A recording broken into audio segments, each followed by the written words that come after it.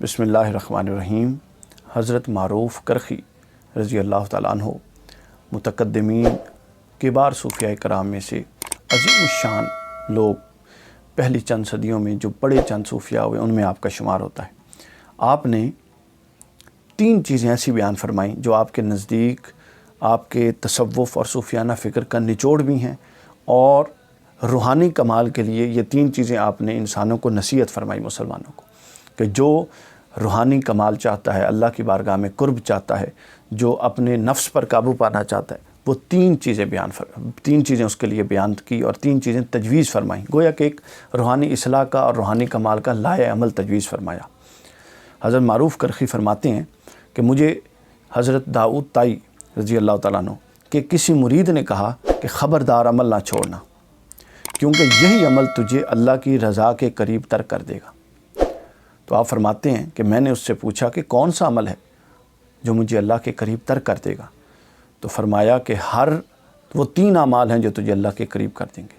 پہلا عمل، ہر دم اللہ تعالیٰ کی طاعت میں رہنا۔ دوسرا، مسلمانوں کی خدمت کرنا، خدمت خلق۔ اور تیسرا، تمام انسانوں کے لیے دل خالص رکھنا۔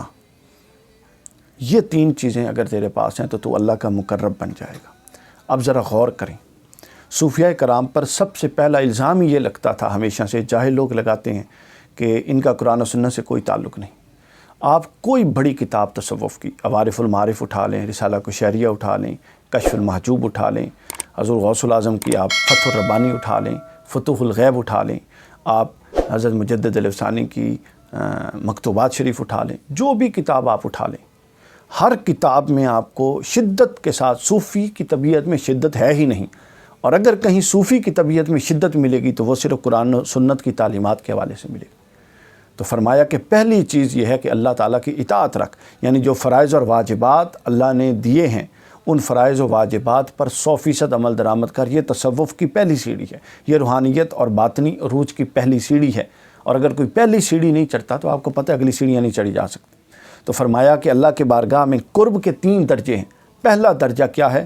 اللہ کی اطاعت کرنا، اللہ اور اس کے رسول کی اطاعت، یعنی ہر امر میں اس کی اطاعت، اور ہر نہیں جس سے روکا گیا اس سے رک جانا، یہ پہلا درجہ۔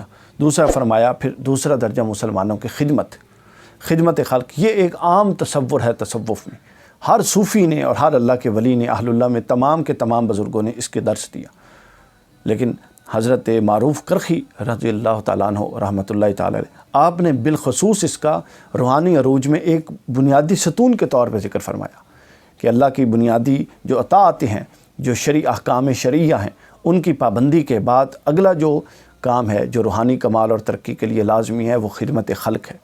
اس سے اس جو تصور ہے جو ایک بعض لوگوں کے ہاں تنگ نظری کا تصور ہے تصوف کے لیے، وہ بھی اس کی بھی نفی ہوتی ہے کہ آپ معاشرے سے بالکل دور، لوگوں سے بالکل کٹ کے منقطع ہو کے، اور یہ ایک طرح کا الزام بھی ہے تصوف پہ کہ جی مخلوق سے دور، سب سے منقطع ہو کے آپ ایک کمرے میں، ایک کونے میں، کسی جنگل میں بیٹھ کے اللہ اللہ کرتے جائیں۔ کسی صوفی نے اس کا درس نہیں دیا۔ اگر انہوں نے اپنی زندگی کے ایک حصے میں یہ کام کیا تو اسی زندگی کے 20 حصے یہ کام کرتے ہوئے گزارے جو خدمت خلق سے متعلق تھے، مخلوق کی خدمت سے متعلق تھے۔ تو دوسری چیز فرمائی کہ مسلمانوں کی خدمت کر۔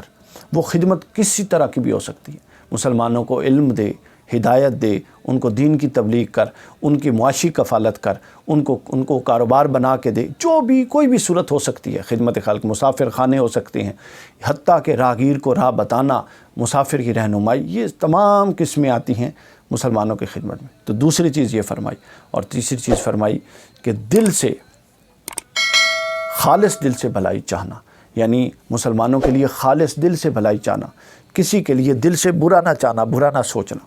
یہ ایک بنیادی چیز ہے جو آج کل یہ مرض عام ہے، ہم میں سے ہر بندہ اس کا کم و بیش شکار ہے، اور یہ فتوحات، روحانی فتوحات میں سب سے بڑی رکاوٹ بھی یہی چیز ہے، اور اس کو کہنا جتنا آسان ہے اس پر کنٹرول کرنا اتنا ہی مشکل ہے۔